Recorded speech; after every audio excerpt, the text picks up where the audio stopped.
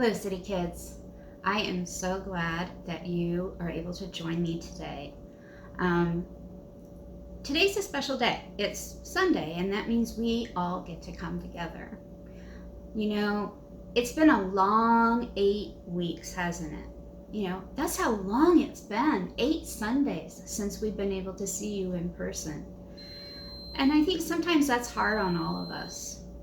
All the new rules that we have to live under, it's kind of tough, not being able to see our friends, not able to see some of our family.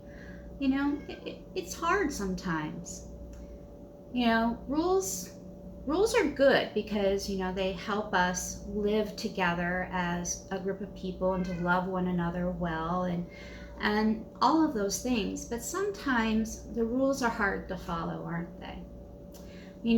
Back in the old days, the really, really old days, not Miss Aaron's old days, but the really old days back in the Old Testament days of the Bible, the people had to live by a lot of rules. And sometimes those rules seemed really, really difficult to follow. In fact, a lot of times they got broken by people. And when they were reminded of it, they were sad because it meant that they may not be able to go to heaven. They may not be able to see God. And so they were scared by that. But they had hope. They had a lot of hope because they'd been told that a Messiah would come. And the Messiah is Jesus. But at the point of the story that we're going to listen to today, Jesus still hadn't come yet. And it had been a long time since they had been told that he would be coming. So the people were a little sad. And these two men, Ezra and Nehemiah, had a plan. So stay tuned. I'm going to start reading this story from the Jesus Storybook Bible that was written by Sally Lloyd-Jones and illustrated by Jago. And then afterwards, we'll talk a little bit more about Ezra and Nehemiah and God's promises. Stay focused, and I'll see you in a few minutes.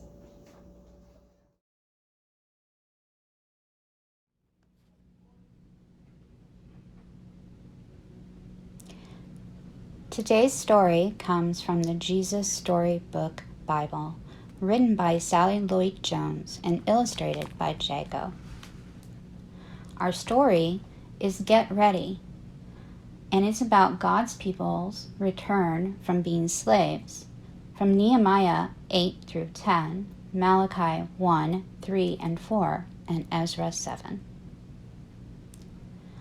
Have you ever been to a party that lasted a whole week? How about a sermon that went on all day? Well, that's what happened to God's people after they came home from being slaves. They had forgotten how God wanted them to live, or who they were supposed to be.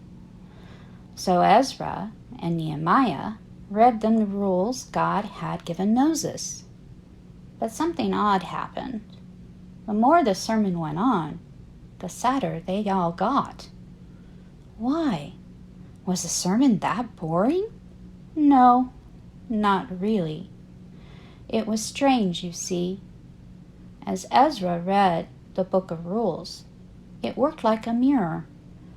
It showed them what they were like, and they didn't like what they saw. They saw that they had not been living the way that they should. They saw that they were cruel and selfish. We've blown it, they said. Now God will punish us. They thought they knew what God was going to do, but they didn't.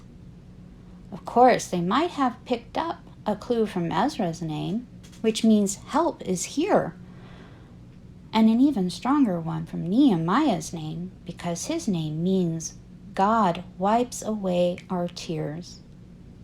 And that, as you will see, is just exactly what God was getting ready to do.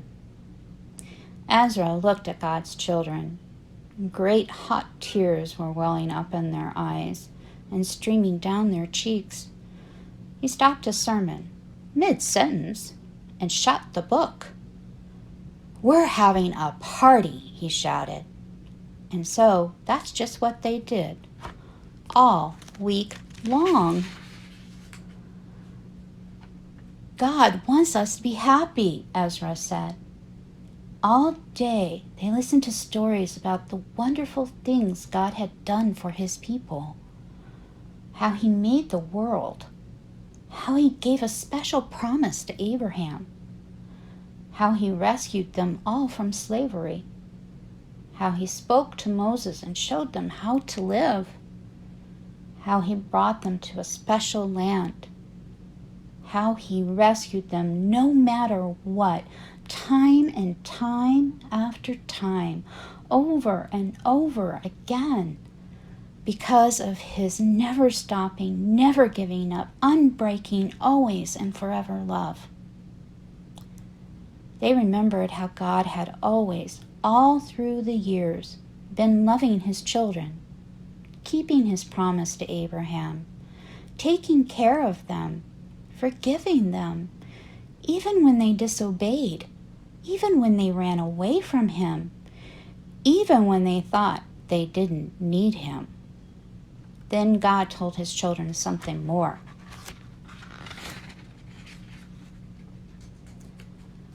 "I can't stop loving you. You are my heart's treasure. But I lost you. Now I'm coming back for you. I'm like the sun that gently shines on you, chasing away darkness and fear and death. You all will be so happy. You'll be like little calves running free in an open field. I'm going to send my messenger, the promised one, the one you have been waiting for, the rescuer. He's coming, so get ready." It had taken centuries for God's people to be ready, but now the time had almost come for the best part of God's plan. God himself was ready, and he was going to come, not to punish his people, but to rescue them. God was getting ready to wipe away every tear from every eye, and the true party was just about to begin.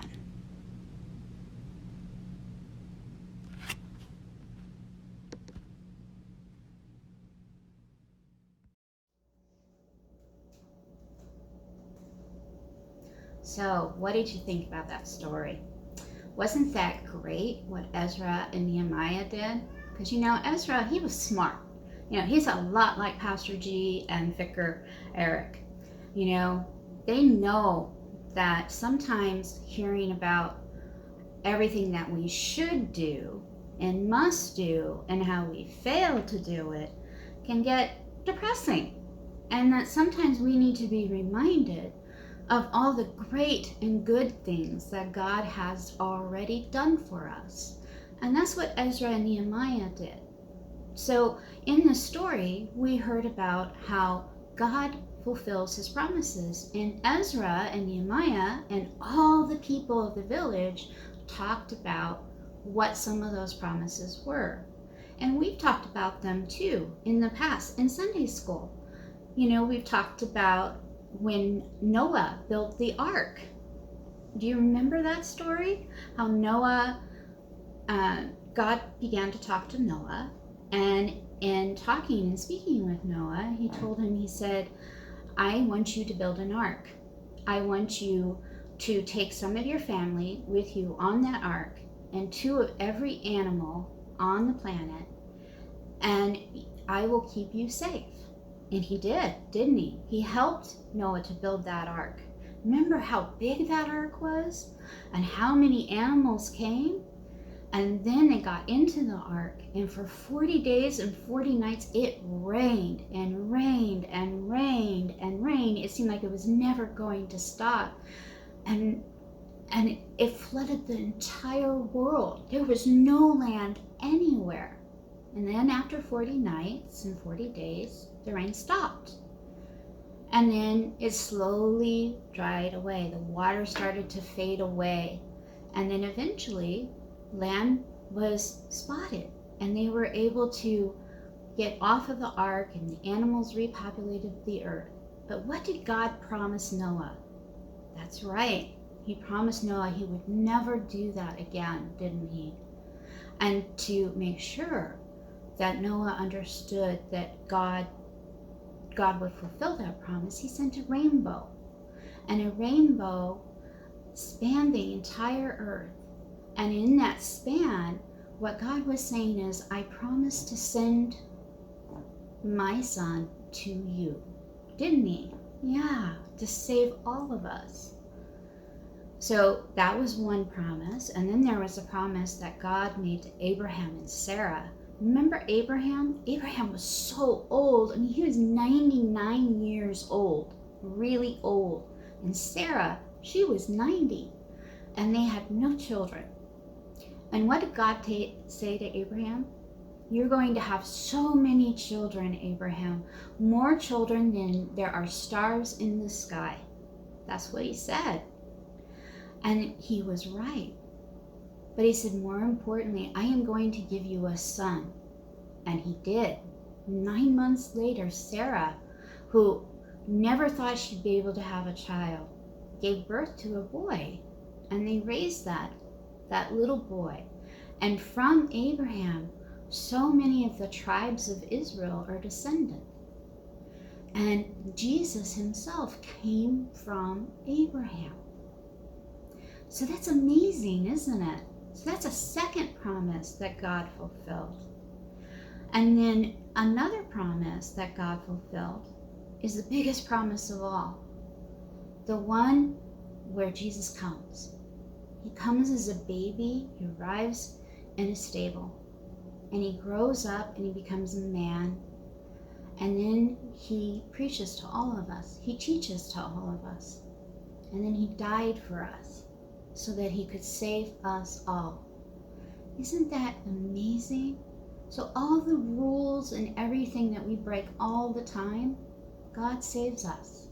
He saves us and he fulfills his promises. He's faithful and steadfast, and he will always, always, always be there for you, and he will always do as he promises. So stay tuned, because we're going to do something really special. I think just like Ezra and Nehemiah, who threw a party, we should have a party for God. We should have a party for God, thanking him for everything that he has done for us. So I'm going to start making my to-do list. And our craft will be one of the first things we do. So come back in a few seconds and we will start doing our craft. Thanks, guys.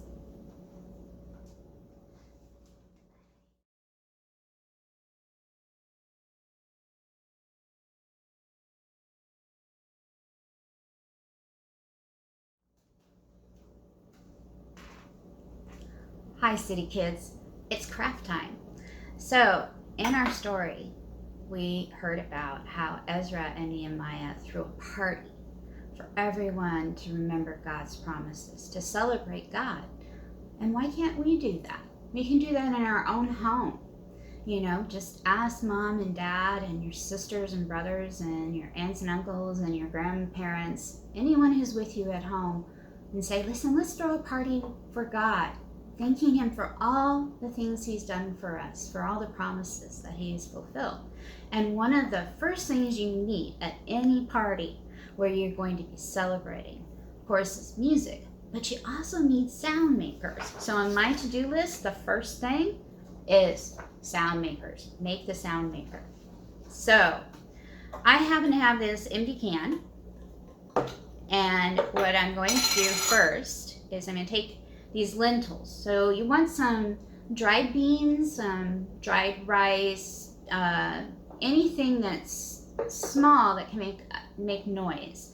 And you want a canister. So you want something like, I have this handy, or like a Coke bottle or a soda pop bottle or a water bottle, any of those things that have a lid so that you can put it on it so that when you shake it, not everything falls out, okay? So I'm going to pour these in.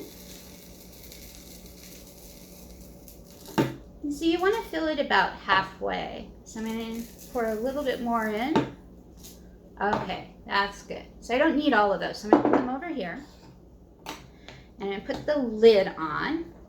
Now I'm really thankful because this lid is really tight. See, it's already making noise, huh? So, you know, Miss Erin, she doesn't have stickers at home. And it would be so easy just to put stickers all over this. And that's something you could do with your water bottle. Instead, if you wanted to, you could put a bunch of stickers on it. But since I don't have stickers, but I do have colored paper and markers, I am going to draw a design on this piece of paper, and then I'm going to put it on the outside so it makes it real pretty. Okay, so I think I'll just draw some big X's. Circles, and stars, you know, they're just fun things.